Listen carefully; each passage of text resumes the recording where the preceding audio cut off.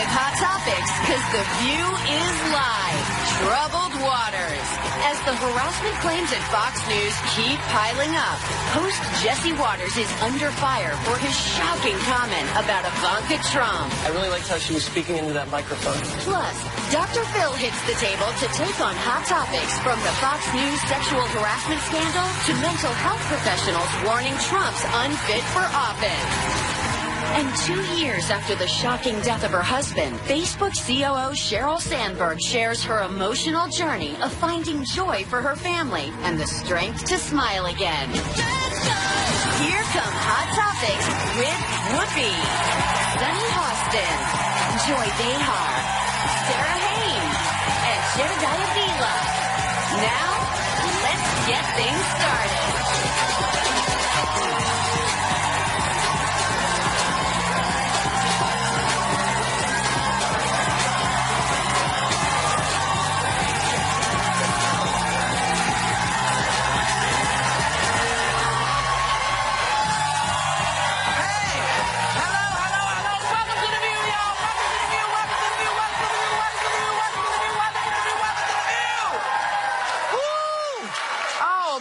So I am still just going crazy. I was at the Diana Ross show last night at City Center. Let me tell you, she is greater now than she's ever been. That voice it's strong. It's there, and she looks. I mean, look at her. She is like. And one of the things that people kept saying to me when I talk about that, they said, well, I didn't know. I thought she stopped singing. No, she's still singing. So she's at City Center. She's there Friday and Saturday. She has 2 more shows.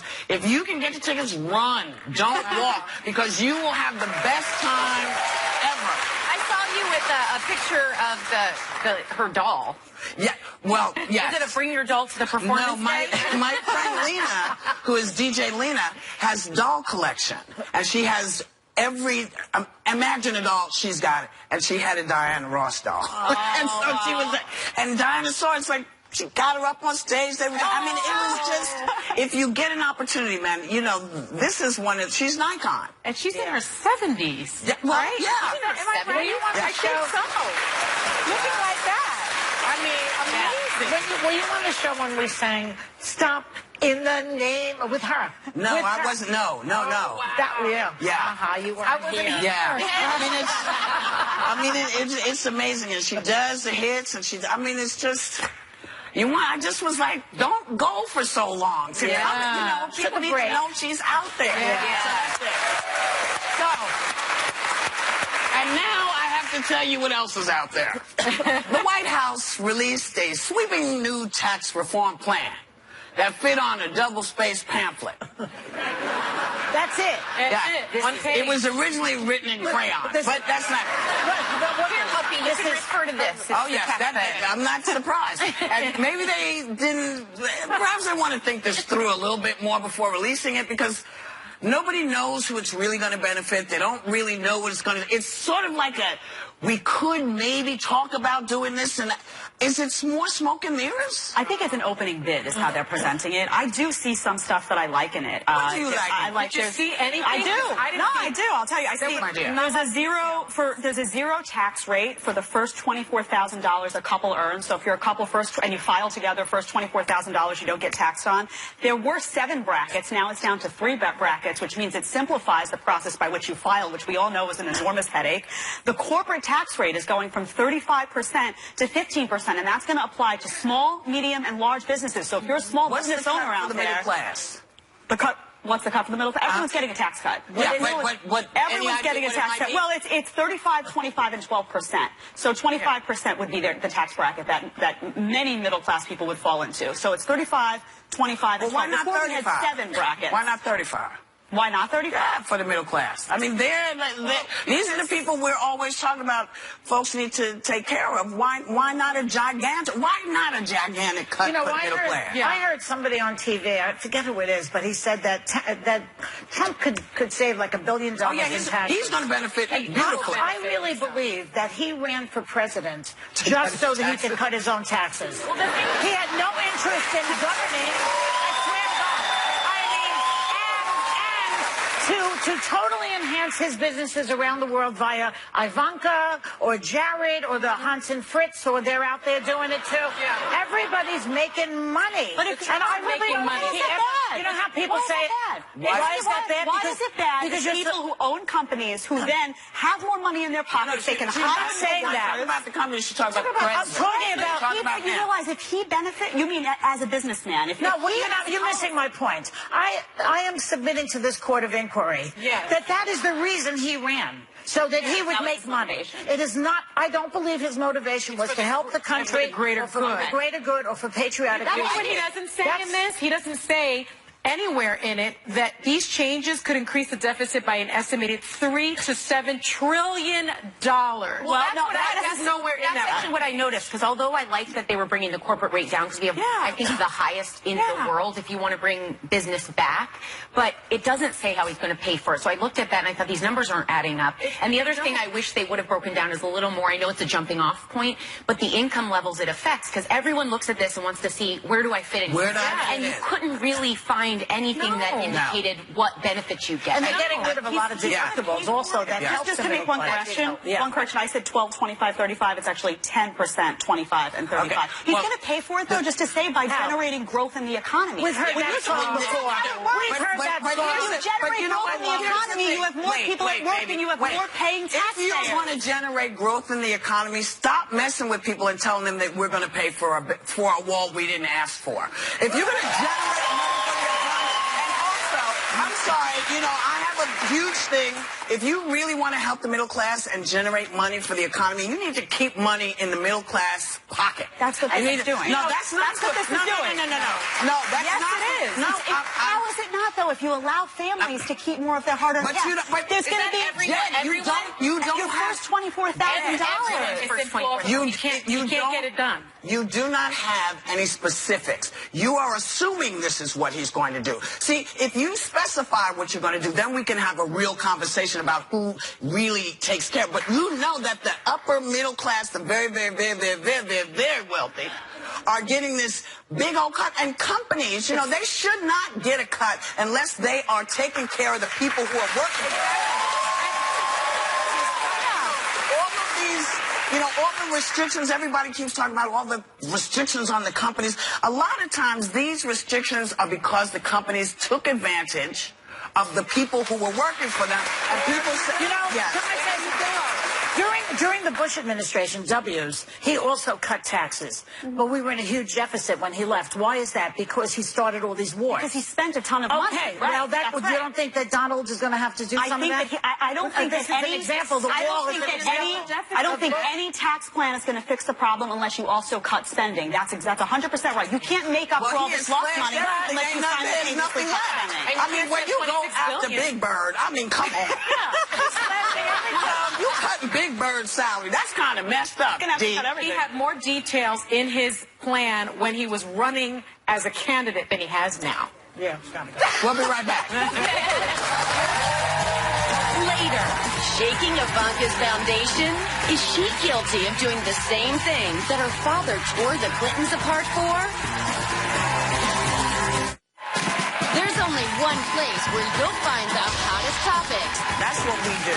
Yes, and most fearless voices. You need a strong voice to be heard in Hot Topics. Anything goes when the biggest names in politics. Senate Minority Leader Chuck Schumer. Kellyanne Conway. Elizabeth Warren. Hit our table live. Governor John Kasich. Let's talk about Trump. You did not endorse them. I call it like I see it. We need to send a message up. And next week, our political view is sizzling with Ann Coulter. It's going to be interesting. You just can't miss New y'all. All New on ABC.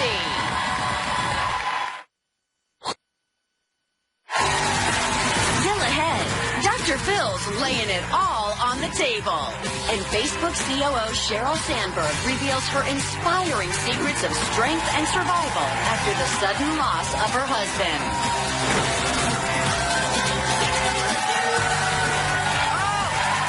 Hold on a second. Welcome, Sigma Gamma Rho.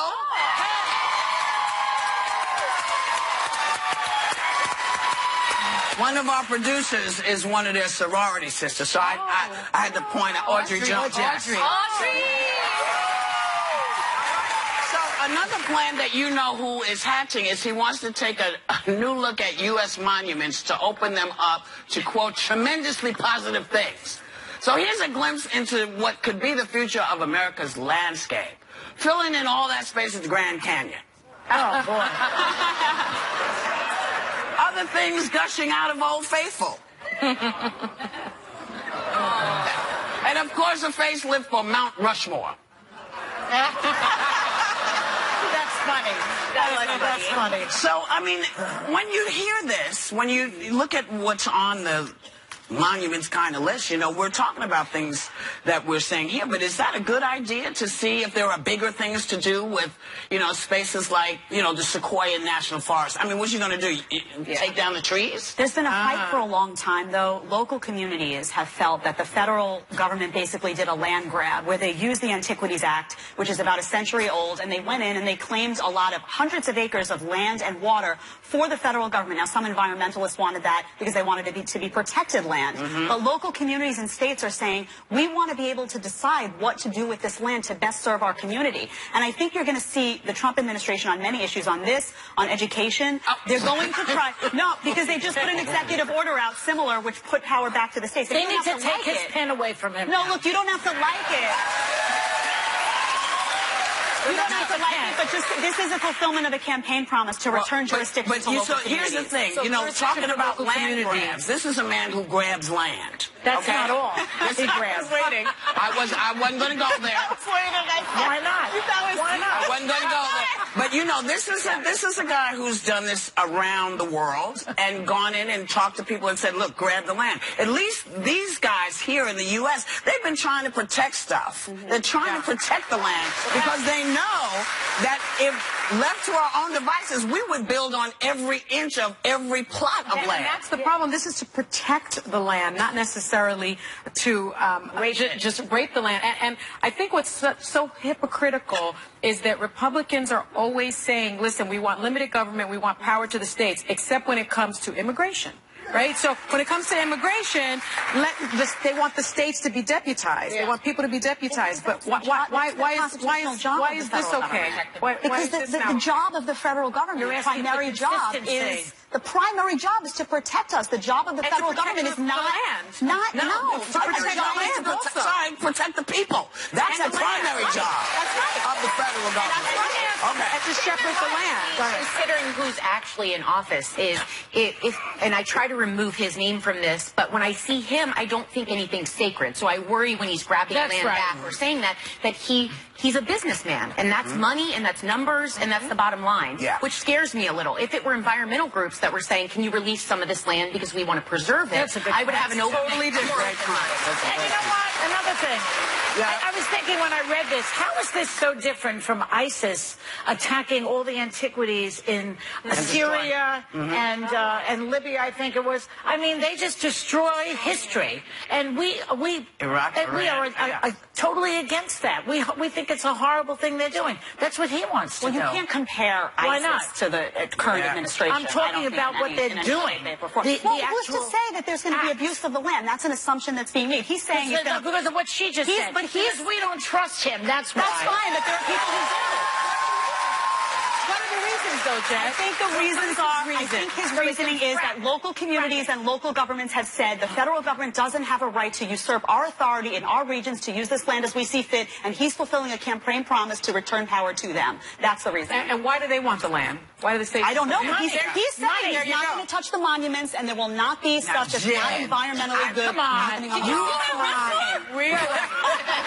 So here's the question, you know. Hopefully that's not happening. Things that people say and stuff. So, you know, we were talking about Ivanka the other day, and at one point she was trying to raise funds from other countries for her foundation. Yeah. And I thought that was what the new guy was accusing the then candidate Hillary Clinton of doing with her foundation. That's right.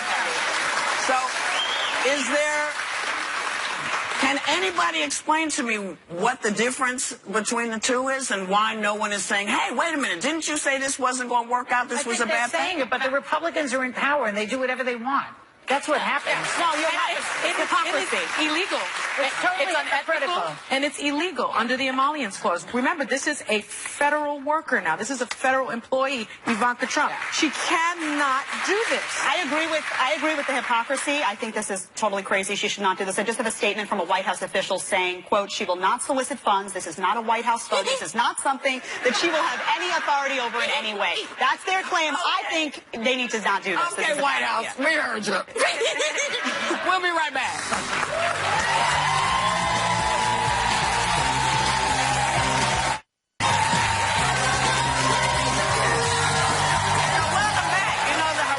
Claims keep piling up over at Fox News, and on the very same day the network was having sensitivity training, host Jesse Waters made this observation about Ivanka Trump. Watch. I don't know why also saying that, you know, my father respects families is controversial. I mean, he's probably hired a ton of fathers and mothers and children, so I don't really get what's going on here, but I really liked how she was speaking into that microphone. Oh. Now, apparently he's suddenly on vacation. I mean, but what everything that's happening over at Fox, what didn't he get? Did he think that no one was going to notice or think that this was a kind of a rude comment to make? He hadn't attended the sensitivity training yet. Well, he's not blind. He sees what's happening. Yeah. One thing that I've noticed, I had read a column in the Daily News by my friend Essie Cupp. She didn't work at Fox News, but she had done a lot of free TV when we were. I was there with her. She's a conservative writer. Who also does not like Trump, by the way. Who knows? And she knows a lot of people over at Fox. And she said there's an absence. One of the things she talked about was an absence of a male voice, of men coming out from Fox News and condemning harassment, of being on record. And I agree, because but what bothers me most is you see a lot of these brave women coming out and making statements, and you see a lot of other women at the network standing beside them and coming out and speaking.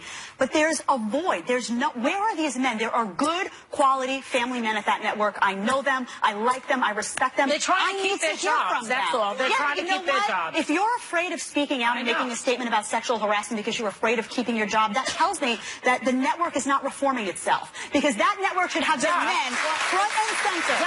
It's got to be that, but it also has to be a change in the culture. They think that firing Roger Ailes, that firing Bill O'Reilly, doing a little bit of sensitivity training is enough. They need someone that's a diversity officer or someone on the executive committee that has real hire and firepower that can say to Jesse Waters, guess what? You're not going on vacation. You're getting suspended. Do anything like that again, you're getting fired. But let's not forget that the reason that Bill O'Reilly was fired is not because, they were horrified at Fox at his behavior. No. It had to do with advertisers pulling out and Rupert Murdoch's deal with Sky News. That's what it is. But if you had your male anchors coming on set and saying, we stand against sexual harassment, this is what we do not condone any of this. We stand with our female hosts. This is objective. This is not okay. I want to hear from the good people there who I know exist there. It's on them. But they have a responsibility. The problem there is you said, I know so many of them. I worked with them. They're doing themselves a disservice because I didn't work there and I don't know them. But now I look at them all and group them together because we aren't hearing any other voice. I have to get Jesse Waters' official tweet response. He said, he tweeted out, on air I was referring to Ivanka's voice and how it resonates like a smooth jazz radio DJ. This was in no way a joke about anything else. That's may I say I don't know something? what he meant. If I'm talking to somebody, you might mistake me for a smooth jazz DJ. I would. But not her. That's not her voice. And but before we go, actually, we want to say goodbye to some more Hollywood giants. Jonathan Demme, the Oscar-winning director of movies like Silence of the Lambs and Philadelphia, and Sandy Gallen, one of the most beloved Hollywood talent managers in history, was my manager. He discovered me. So he passed from cancer as well. So he's a close friend. He's a good friend of many people. Many people, including me. Yeah. He had the best parties ever. Yeah. And a generous, sweet guy. It's really, it's and he knew how to start a career. Yeah. We'll be right back. Next. Dr. Phil hits the table to reveal what he thinks about one of his most controversial recent guests getting a shot at reality TV stardom. Catch me outside. How about that?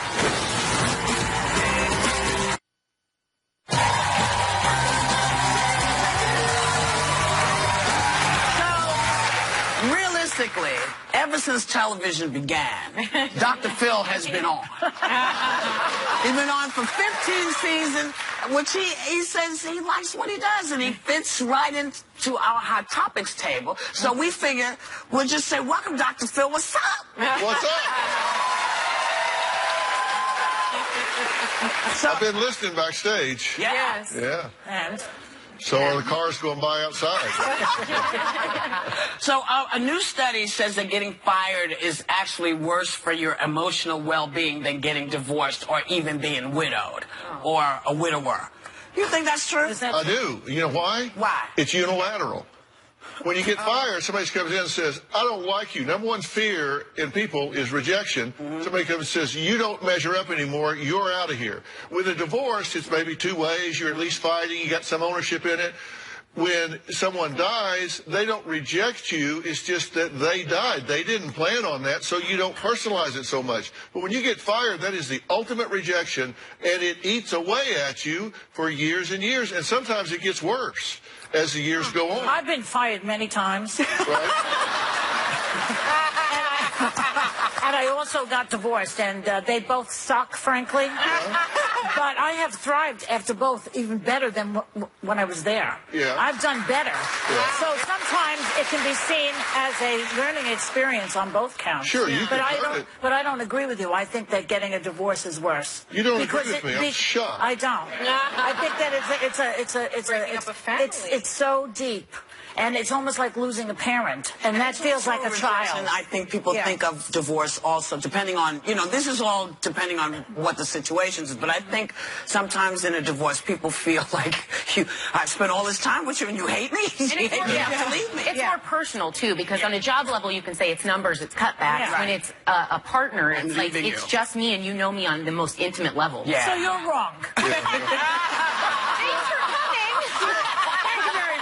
So me and all the people in the study are wrong. Yes, you're all wrong. Right. We're broadening the conversation. Broadening the conversation. Nothing is black or white anymore. No, and it is idiosyncratic. People look at it differently, but sometimes when it's unilateral, you put your best effort out there, you've worked hard, and somebody comes and says, you don't measure up, you're out of here. It really hurts. And if you're defined by your job, you define which a lot of yourself people by are. your job. Yeah. We've been talking a lot lately about sexual harassment, most recently about the allegations against Roger Ailes, then against Bill O'Reilly. And what always interests me is psychologically, why do some men, not all, but some men feel that they're entitled to get away with that kind of behavior in this modern day and age? Well, you just said the key word, right? Entitled. Because it's a power issue. Look, even all the way up to rape. Rape is not about sex. Yeah. Rape is about power. And it's about wielding a power over someone else. And those people that get power to their head think they're above the rules. They think they're entitled to do this. And nobody is going to be able to call them on it. And I've been married 40 years. And my wife's always said if somebody is like hitting on her or whatever, and I say, well, you want me to go knock them out? She goes, no. I don't need a damn bit of help. I can handle this my mind. Good for her. But the problem comes when there's an imbalance of power and somebody says, I can determine your career, the trajectory of your job, and all of that. That's when you need an HR department or somebody to come in and balance the power An out. HR department that works separately, that doesn't work for the company. Yeah, that's the problem. Exactly. Dr. Bill, everyone's still talking about the 14-year-old girl who had been on your show. She became a social media star after saying, you may remember her, Cash Me Outside. How about that? This one. And she's since been back on a second time. She also launched her own line of merchandise, which is done well. And she may be getting a reality show, but just yesterday she was in court for theft. She did plead not guilty. So they caught her outside.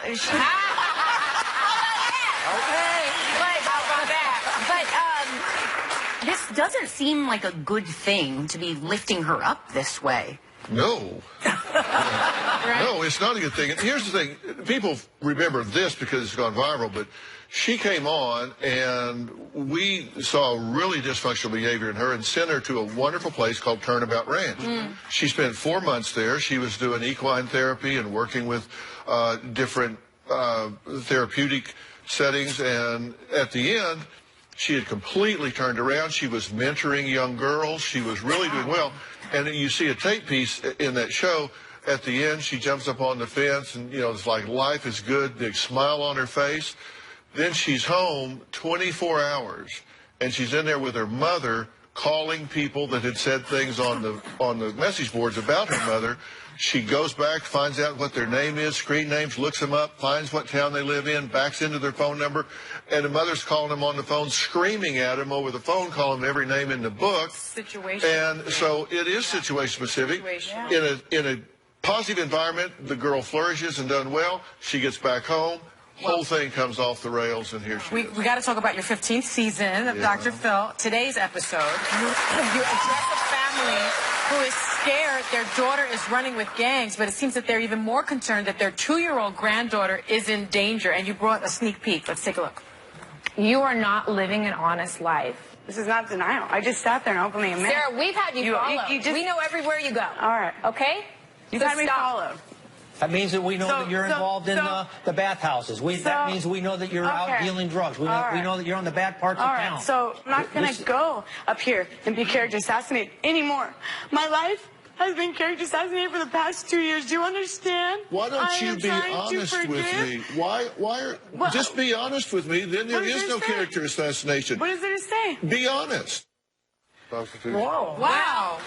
Let me tell you why we did that show. Let me tell you why we did that show. That show is not about her. That show is about the grandparents. Yeah. Because what they did with their daughter is they put a GPS on her car, and they were tracking her doing drug runs, going to these gang houses, crack houses, delivering drugs.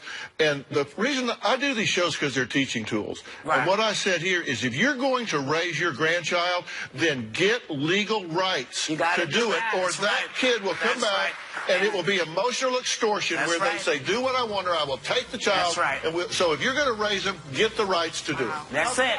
So there you have it. Thank you, Dr. Phil. Come back, I don't know, a couple of weeks. I'll be here. You can catch Dr. Phil weekdays. Check your local listings. And, of course, as always, barring anything terrible, we'll be right back. See you Next, Facebook COO Sheryl Sandberg opens up. What got her and her family through her husband's tragic death, and the ugly online backlash when she started dating again. Tomorrow on The View, it's the day we've all been waiting for. Friday! Yes! Oh, yeah! And we're saying TGIF with the fabulous Selma Hayek. Woo! Plus, you know laughter's the best medicine when we're hanging with Dr. Kim. All new tomorrow on the Emmy-nominated View. 2.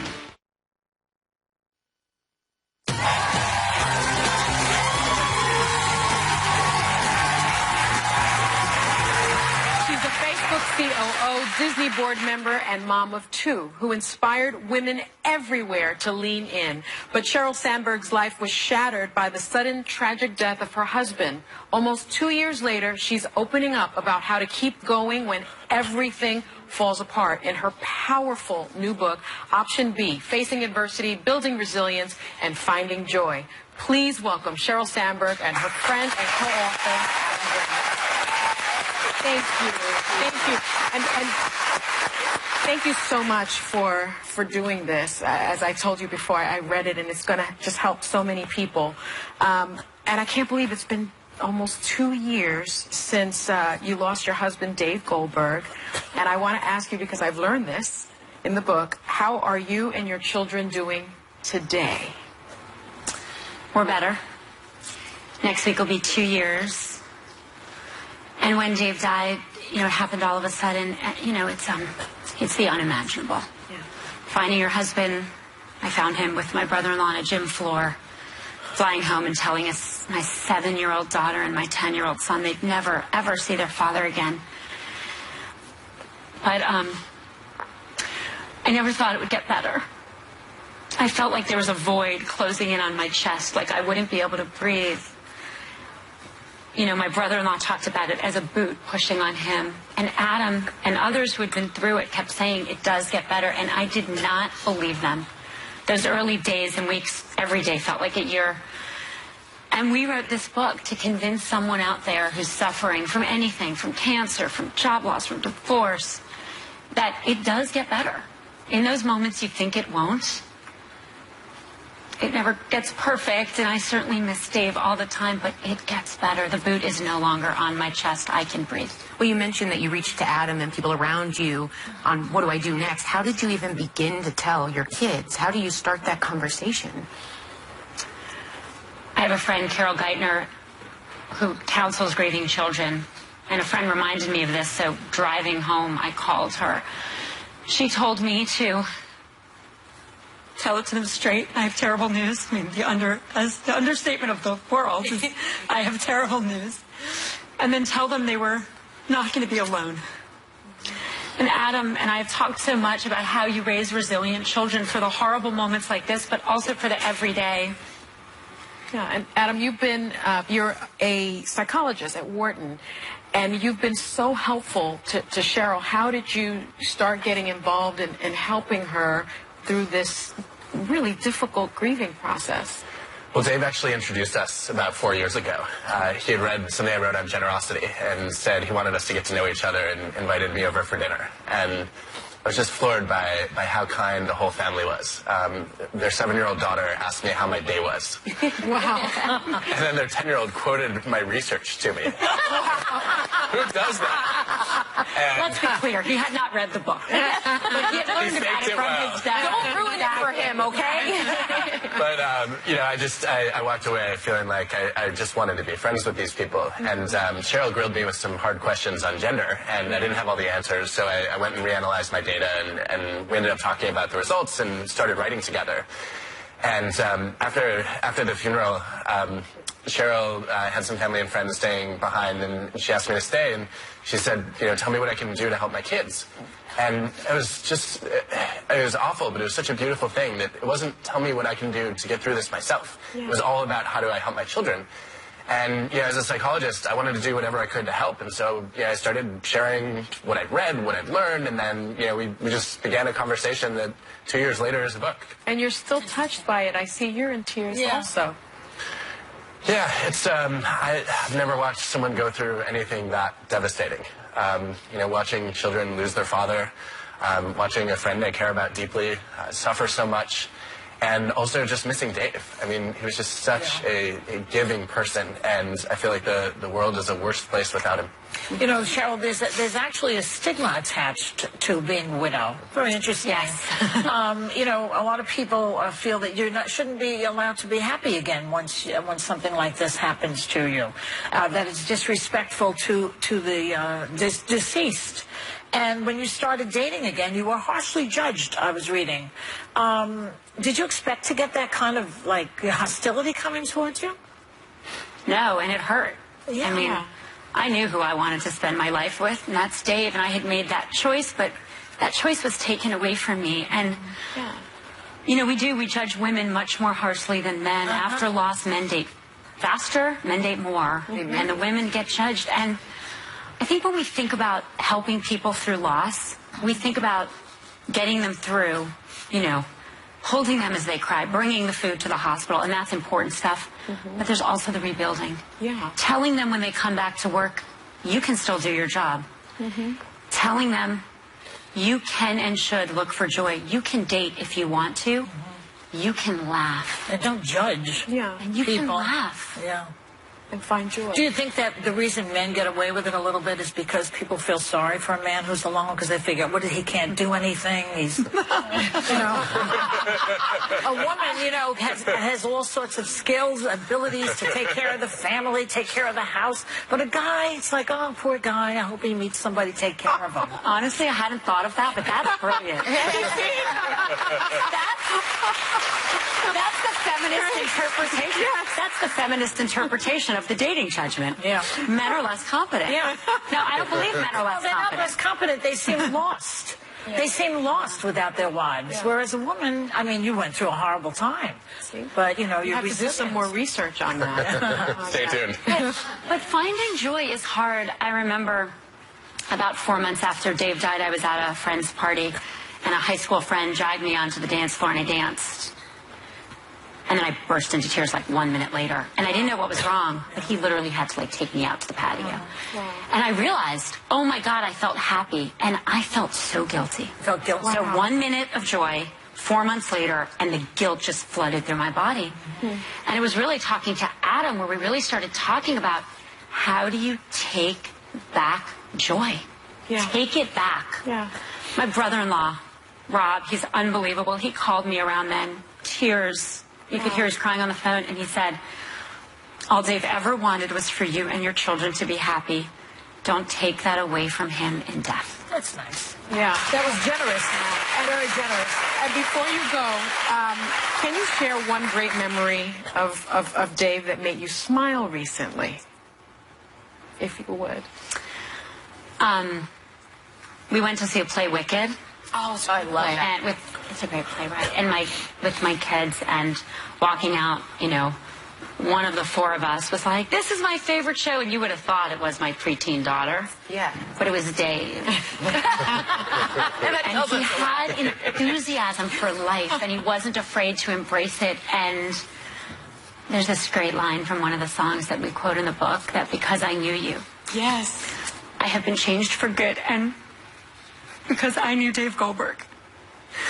Both in life and in love and in death, he changed me, and I am just hoping that Option B, we formed a community, optionb.org, for people to come together around hardship. I am hoping that in his name and in his honor, we do some good.